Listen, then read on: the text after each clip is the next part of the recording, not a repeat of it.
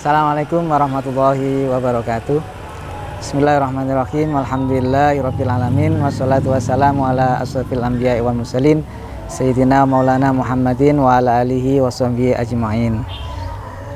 Para pemirsa Sumber Group TV dimanapun saja berada yang dimuliakan Allah, puji syukur alhamdulillah karena pada saat ini kita masih berjumpa dengan bulan Ramadan. Mudah-mudahan ibadah yang kita laksanakan di bulan Ramadan ini senantiasa diterima oleh Allah Subhanahu wa Ta'ala.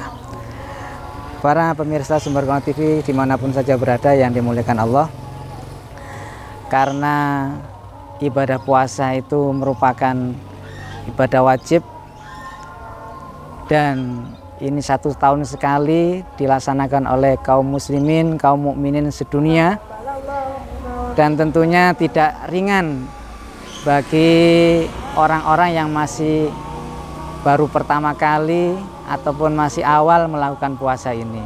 Maka harapan semua orang yang beriman adalah ibadah puasa ini diterima di sisi oleh Allah Subhanahu wa Ta'ala. Oleh karena itu, sebagai ikhtiar kita agar ibadah puasa ini diterima, maka setidaknya harus memenuhi 2 kriteria. Yang pertama adalah sesuai prosedur yang ditentukan oleh syariat agama Islam, dan yang kedua niatnya harus tulus ikhlas karena Allah.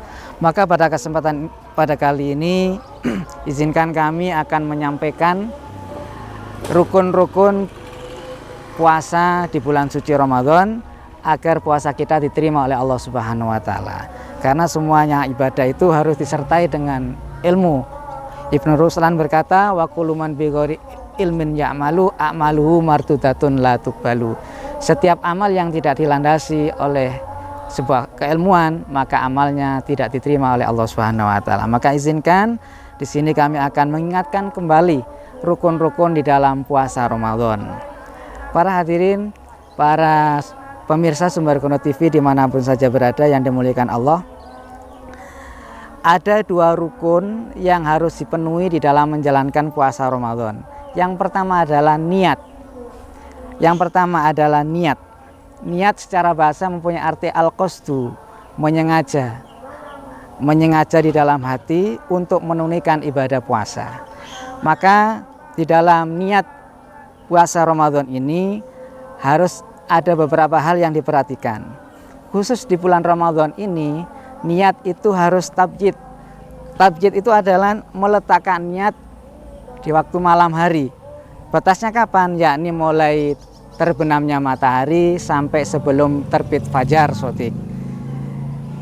Kalau redaksi yang biasa kita ucapkan ketika niat puasa Ramadan adalah nawaitu shauma ghadin an adai fardhi syahri ramadhani hadhi sanati lillahi ta'ala. Itu redaksinya saja. Ada yang mengatakan Ramadhani, ada yang mengatakan Ramadhana, sama betulnya dan ada landasannya masing-masing.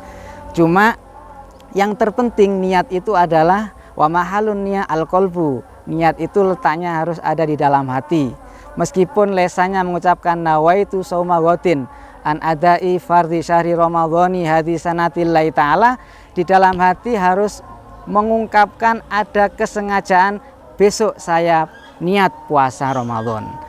Setidaknya seperti itu. Jadi yang dilihat itu adalah apa yang terungkap, apa yang terlintas di dalam hati. Itu yang pertama. Rukun puasa Ramadan harus mengungkapkan niat pada waktu malam hari. Mulai kapan?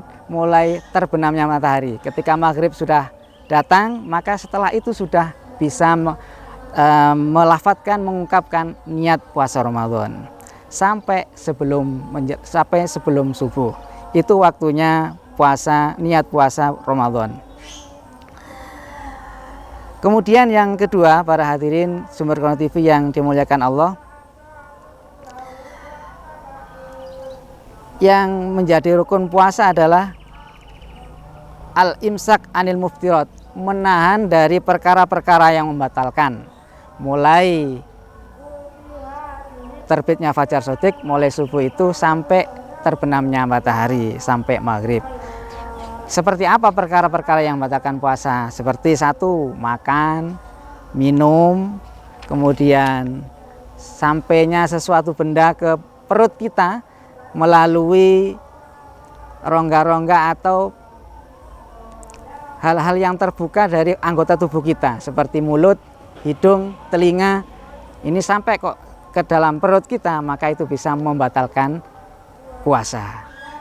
Kemudian apalagi yang membatalkan puasa yang harus kita jaga adalah bersetubuh dengan istri di siang hari ketika puasa. Jika disengaja itu juga membatalkan puasa. Kemudian apalagi istimna. Istimna itu adalah berupaya mengeluarkan sperma pada waktu puasa. Itu juga membatalkan puasa.